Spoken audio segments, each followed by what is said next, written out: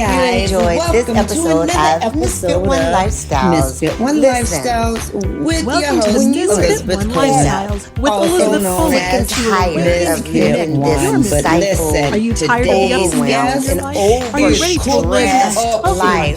Once and for all, we are And you're talking ready all to live the fullest, richest, and healthiest life by gaining more confidence, more energy, and more clarity. Living your best self. Kelly Daggers, how you doing? Go ahead. Go to our website. So good. Thank you so much for having me today. It's a pleasure to be with you. Let's get the pleasure is all mine. I am so excited to be talking to you because, hey guys, welcome to another episode of Misfit One Lifestyles. Absolutely. With your host, Elizabeth Coleman. And I Can't live without it. Known as I can't live without it. Misfit One. But listen, today's guest So talk to is me a little bit cooking about up how did you some get good started to be in this She industry is a because we all recipe eat developer. food, but how did you say, listen, I'm gonna make money behind food? How did that happen? Listen. Well, about 20 years ago, I was working in a law firm in Dallas, Texas, as an office manager, and I was miserable. I was tired of the 9 to 5 grind. Thank you so much for having me today. It's a pleasure to be with you. And I thought, what can I do that's going to make me happy? And cooking always made me happy. I come from a long line of female cooks, grandmothers, big grannies, like the whole 9 yards, the aunts, the uncles. We were all, into food. Absolutely. And I thought, I want to go to culinary school. And I want to study baking, and I want to open a bakery. This is what I want to do. So I started going to culinary school, and I was taking all the classes, and I was almost done with the degree, and I walked into bakery pastry management, and the teacher walks in, and the first thing she says is 95% of bakeries fail in the first year, and it's about $1 million total investment. Well, and about 20 years ago, I was working in a law firm in Dallas, Texas, as an office manager. What do I do now? And I was miserable. I decided to take a moment, and around that time, I started my blog. I didn't like working for evilshenanigans.com, and I thought, what can I do? I started just posting recipes and cooking. Really bad always made me happy. And I come from kind of just learned as I went. Of female cooks, grandmothers, big grannies, like the whole 9 yards, the aunts, the uncles, and we were my own experience in the kitchen. And I thought, learned how to make better recipes, and I want to study baking, and I want to open a bakery. This is what I want to do. Email from a publisher. I started going to culinary school, write my first book, and I was taking all the classes, and I was almost done with the degree, and I walked into bakery pastry management, and the teacher walks in, and the first thing she says is 95% of bakeries fail in the first year, and it's about $1 million total investment. And I'm risk averse. So I was like, oh no, what do I do now? So I decided to take a moment, and around that time I started my blog, evilshenanigans.com, and I started just posting recipes and really bad photos.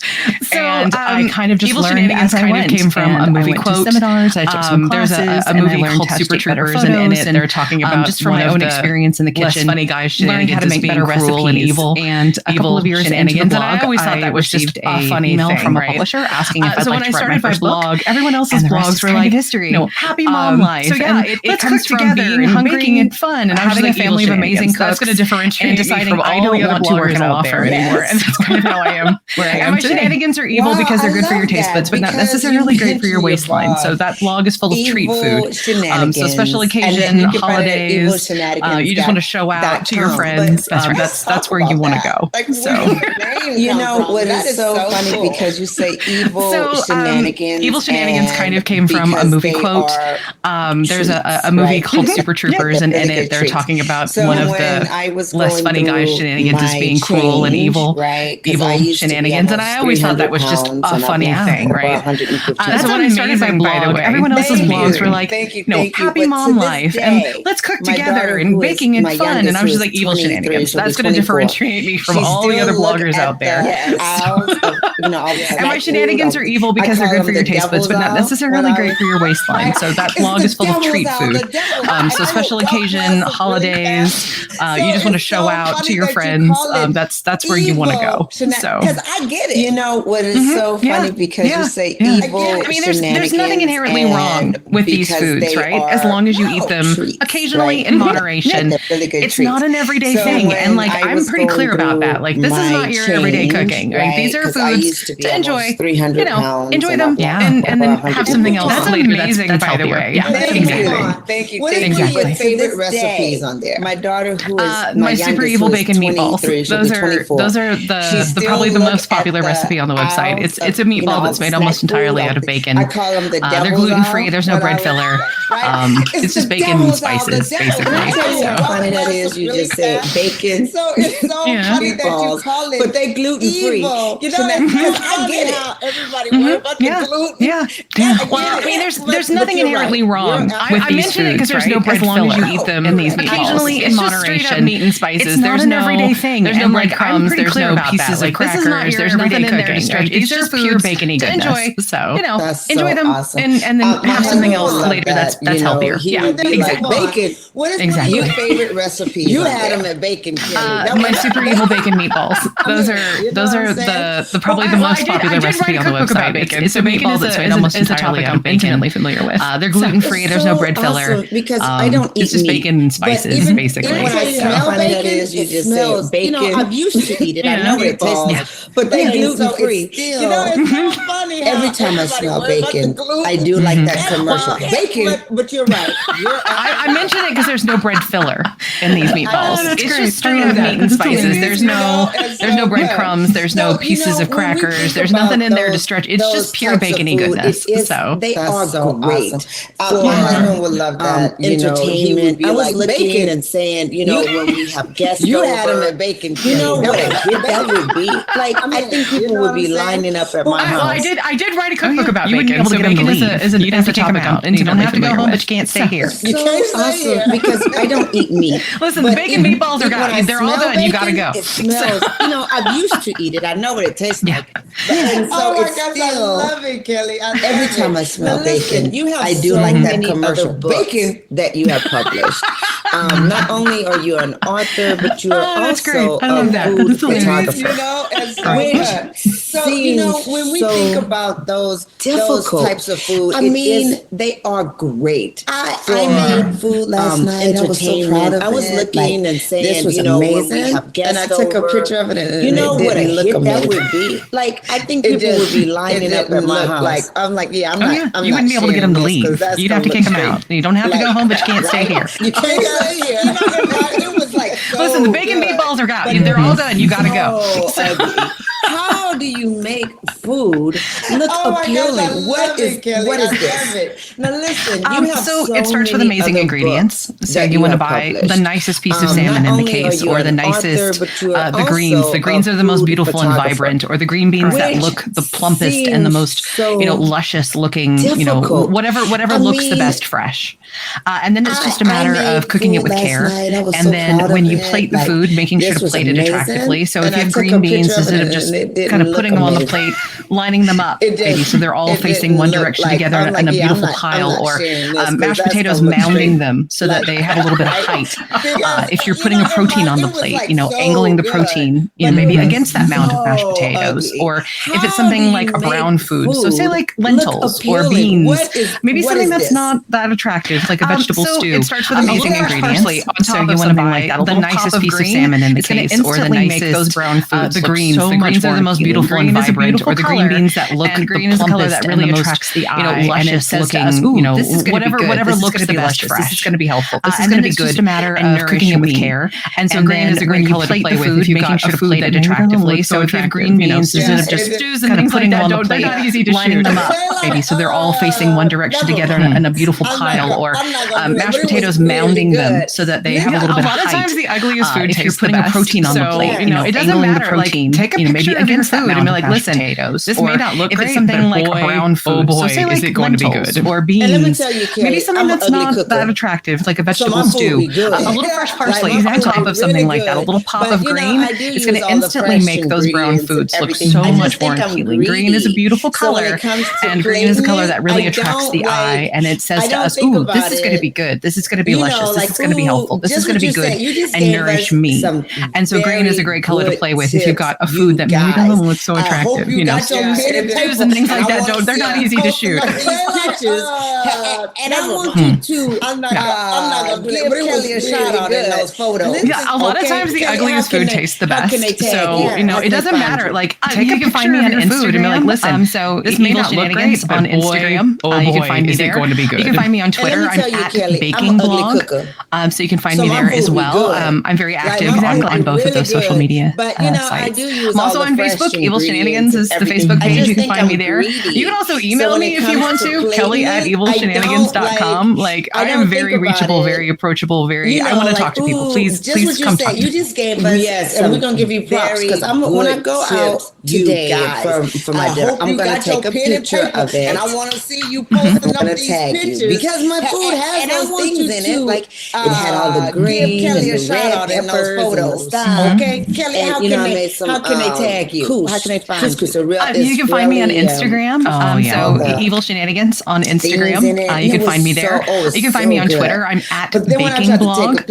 So you can find me there as well. I'm very active on both of those social media sites. I'm also on Facebook. Evil Shenanigans is the Facebook page. You can find me there. You can also email me if you want to. Kelly@evilshenanigans.com. If your dish has lots of beautiful vegetables, make sure to maybe pull a few out to the side, plate your food, and then just kind of place those beautiful vegetables where they can be more seen. You don't want to hide the glory. You want that glory to show through, right? So you want to be able to see all those beautiful things that are going to make that meal taste so good. Other tricks, camera angles, shoot from directly overhead. So shooting directly overhead is a good way. Also, as you're looking at the plate, just hold that camera facing that way. That's called 3/4. And then you can also get straight on. So you can hold that camera straight onto the plate. So those are the three main angles that I use when I'm doing food photography. And then you can just go through and see which one looks the best, which one highlights your food, which one makes it look the most appealing. So go with the angle that accentuates the deliciousness. If your dish has lots of beautiful vegetables, make sure maybe pull a few out to the side, plate your food, and then just kind of place those beautiful vegetables where they can be more seen. You don't want to hide the glory. You want that glory to show through, right? So you want to be able to see all those beautiful things that are going to make that meal taste so good. Other tricks, camera angles. Shoot from directly overhead. So shooting directly overhead is a good way. Also, as you're looking at the plate, just hold that camera looking at your face. So you're going to go straight overhead. 3/4. And then again, 3/4. And you can also get looking at the plate. So you're sitting at the table looking at the plate. Straight onto the plate. 3/4. So those are the three main angles that I use when I'm doing food photography. And then you can just go through and see which one looks the best, which one highlights your food, which one makes it look some look most appealing. Straight on, some look better. Go with the angle that take all three angles, pick the one that looks the best, and then use that in your posts. Oh my gosh, this is awesome because I'm jacked up on all show my food. I'm about to show my food. That is so awesome. Okay, talk to me about some of your other books. The angle count. So my latest book that's about to come out, the latest one, we'll start there, and then we can kind of work backwards. But the latest one is the Ultimate Mediterranean Diet Cooking for One Cookbook. Flying over your plate and looking at your food. So you're going to go straight over because it kind of combines a couple of things that I really enjoy, which is so you're sitting at the table looking at the plate. I've done a baking for one cookbook, which we can talk about here in a second. Holding it just parallel to the food, so you're getting that reduced straight on, straight ahead look. Make it easier for people who are cooking alone or maybe cooking in a family, but no one else wants to eat. Some look better. The diet that you're eating. Take all three angles, pick the one that looks the best, and then use that in your post. Delicious, right? Yeah. But there's a lot of different scenarios where somebody may just want to have one portion of something, right? So this book makes it easy. You really are hitting on something right there. Talk to me about some of your other books. My latest book that's about to come out, the latest one, we'll start there and then we can kind of work backwards. But the latest one is the Ultimate Mediterranean Diet Cooking for One Cookbook. I'm really excited about this one because it kind of combines a couple of things that I really enjoy, which is cooking for one. I've done a baking for one cookbook, which we can talk about here in a second. But preparing meals that reduce waste, that make it easier for people who are cooking alone or maybe cooking in a family, but no one else wants to eat the diet that you're eating.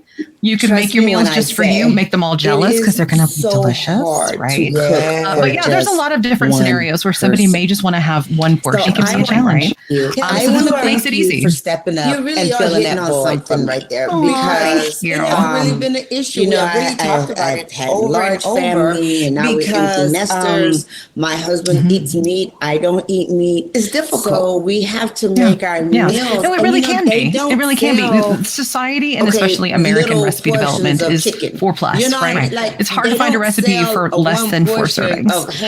And if you're solo cooking or just cooking, for your own dietary needs within a larger family, 4 portions is a lot. 6 portions is too many. You're going to be throwing away food, or you're going to get so tired of eating the same meals every day that it's hard to stay consistent on a healthy eating plan, right? So if you have the ability to create more variety in your diet, and you have tools and strategies and techniques that can help you to be successful in that kind of journey, if again, you're by yourself or you're cooking for only yourself within a larger group of people, this book can really help you with that. It makes it a lot easier to strategize. What do I do with extra portions? What do I do if I buy a bulk package? And especially American recipe development. Those are answered in this book, right? They're going to answer all those questions for you and make it really easy for you to transition into you're solo cooking or just cooking, for your own dietary meal planning for the week, family, having a variety of foods, it makes it easy. 6 portions is too many. You're going to be throwing away food, or you're going to get so tired of eating the same meals every day that it's hard to stay consistent on a healthy eating plan, right? So if you have the ability to create more variety in your diet, and you have tools and strategies and techniques that can help you to be successful in that kind of journey, if again, you're by yourself or you're cooking for only yourself within a larger group of people. They sent it to me yesterday. This book can really help you with that. It makes it a lot easier to strategize. What do I do with extra portions? What do I do if I buy a bulk package again? Things like that. Like those are beautiful lavender color. They're going to answer all those questions for you and make it really easy for you to transition into snacks, side dishes. One portion of this meal planning for the week, having a variety of that cover things like red meats and poultry, fish, lots of fish dishes, seafood dishes, and even a chapter filled with desserts that are delicious and good for you. Right, like not for the whole week because I get bored. So right, exactly. 3 days. Like I can do 3 days when I eat good food, and I'm done with this. Right? I can you tell me the name ever since I was a little girl, my mom would the ultimate. I actually have a copy of it here. They sent it to me yesterday. I'm so happy baby, you can dance. So as a grown the ultimate Mediterranean diet, cooking for one cookbook. So it's this beautiful lavender color. It's got lots of photos, 175 recipes. We cover breakfast, snacks, side dishes. Enjoy your food however you want to enjoy it. If you want to do a little dance, do a little dance. That cover things like enjoy your food, poultry, whatever makes you feel happy. Lots of fish dishes, seafood dishes, and even a chapter filled with desserts that are delicious and good for you. My platform is all about fit, right? Living fit. And I love how you fit that because my whole formula is focus plus intentions equals transformation. And you guys heard what Kelly said. She was working at a law firm. My dad would say, it's okay, baby, you can dance. So as a grown 50-year-old woman, every time I'm eating something, so I did a little shoulder wiggle with intention into what she wanted to do, and look how she is transforming. Enjoy your food however you want to enjoy it. If you want to do a little dance, do a little dance. Lord, I mean, like so enjoy your food, whatever makes you feel happy. Every bit of that. I love every single bit of that, and it's absolutely true. It's absolutely true. If you want to change, all about fit, right? Figure out what you want to do and figure out how to do it. Sometimes it seems daunting. It can seem scary at first, but you know what's scarier? Not changing. Plus intentions equals transformation. And you guys heard time is going to pass no matter what. A law firm. So it's how you are moving with those times. And so let's talk about this. What do you do, Miss Kelly, with intention for your what you wanted to do? And look how she is transforming because her skin is glowing. That smile is vibrant. You're just making me feel so good about myself. Thank you. I love every bit of that. I love every single bit of that, and it's absolutely true. It's absolutely true. If you want to change, I like to go for walks. Figure out what you want to do. One of the most important things for me to do is to get out in nature. Sometimes it seems daunting, even if it's just to walk around the neighborhood at first. But you know what's scarier? Into the sunshine. See a tree, touch a flower, touch grass, as the kids say these days. For me, that's important. I love sports, so things like hockey.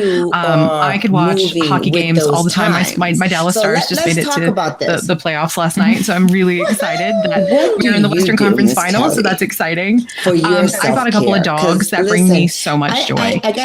So playing with them, taking care of them, taking pictures of them obsessively. That's something I enjoy enjoy. And then I'm concerned about my health. And so I'm always looking for different ways to take better care of myself. I like to go for walks. Trying different, one of the most important things for me to do is to get out in nature, even if it's just to walk around the neighborhood, different kinds of get out into the sunshine, like that, different ways that I can touch a flower, just improve my health overall. As the kids say these days, just kind of for me that's important. Youthful and ebullient. I love sports, so things like hockey. Those are the things that I do to take care of myself all the time. My Dallas Stars. The most important thing though is to the playoffs last night. So I'm really just a little bit of me time, even if it's just 20-30 minutes. So that's exciting. Where I can kind of get out and let go of the stress so much joy. And so just remember all the good taking care of them, taking pictures of them obsessively. I love that because that is so important. Something I enjoy. And then I'm just get out I'm concerned about my health, and so I'm always looking for different ways to take better care of myself. Trying different meal plans, trying different foods,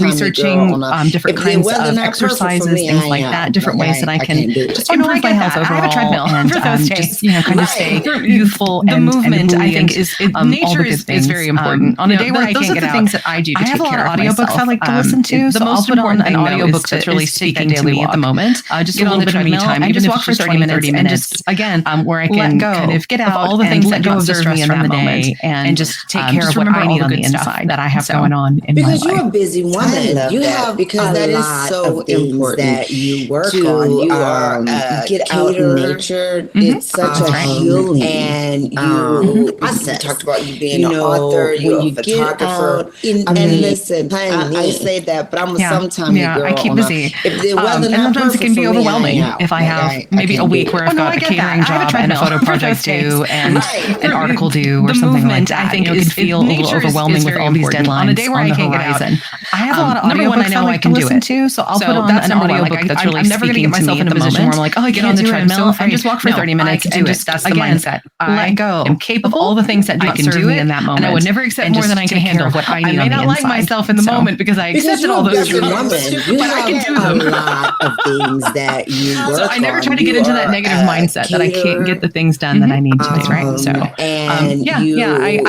I have to take care of myself. I'm my most important person. I take care of a lot of other people. I keep busy. So it's important for me to be taken care of. And sometimes it can be overwhelming. So I always take care of myself maybe first. A week where I've got a catering job and a photo project due and an article due or something like that. It can feel a little overwhelming with all these deadlines on the horizon.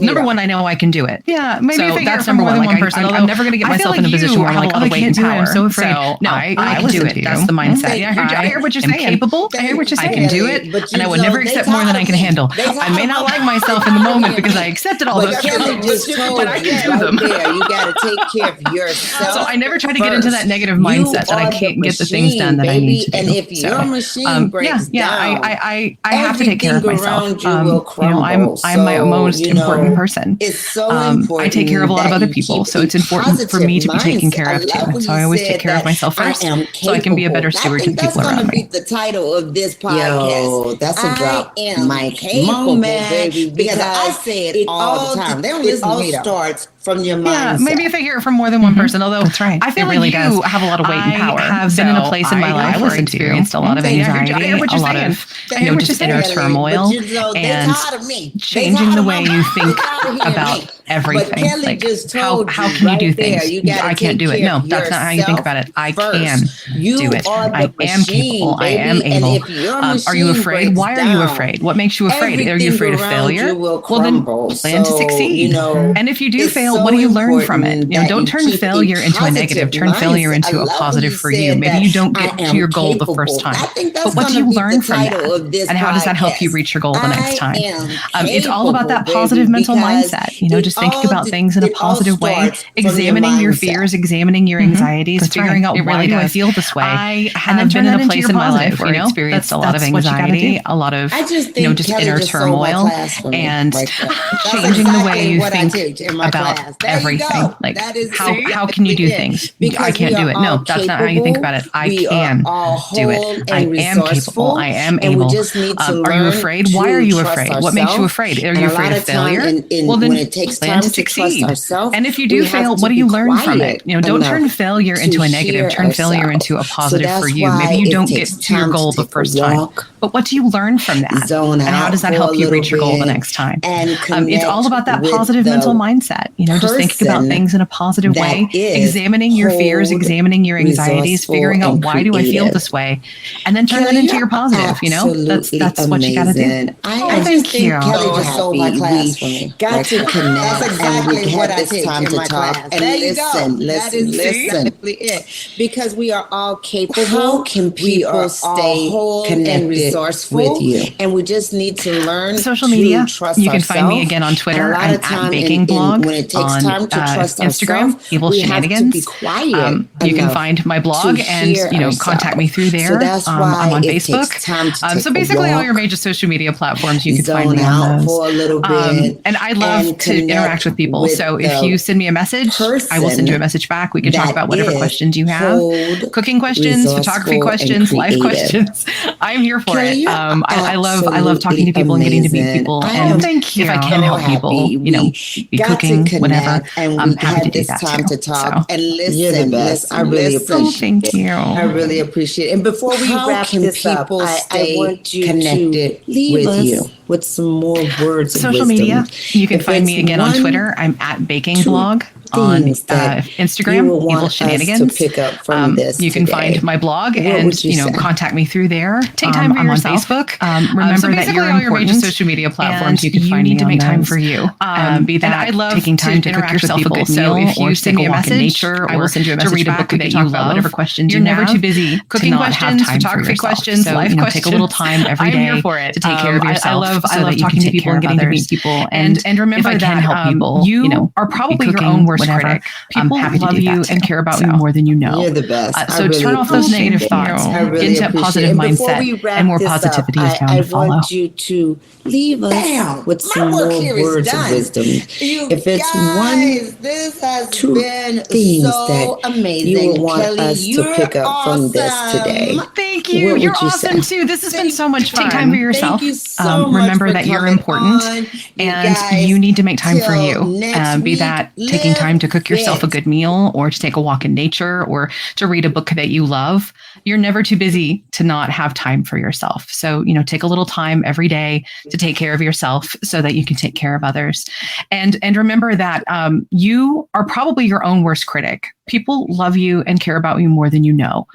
So turn off those negative thoughts, get into a positive mindset, and more positivity is bound to follow. Bam! My work here is done. You guys, this has been so amazing. Kelly, you're awesome. Thank you. You're awesome too. This has been so much fun. Thank you so much for coming on. You guys, till next week, live fit. I hope you enjoyed this episode of Misfit One Lifestyles. Listen, when you are fed up and sick and tired of living this stifled, overwhelmed, and overstressed life, and you're ready to live the fullest, richest, and healthiest life by gaining more confidence, more energy, and more clarity, living in your best self, you know what to do, right? Go ahead, go to my website, misfit1.com. Sign up for our online courses, Creating Healthy Habit, so that you too can live fit, focus, move with intention, and transform your life.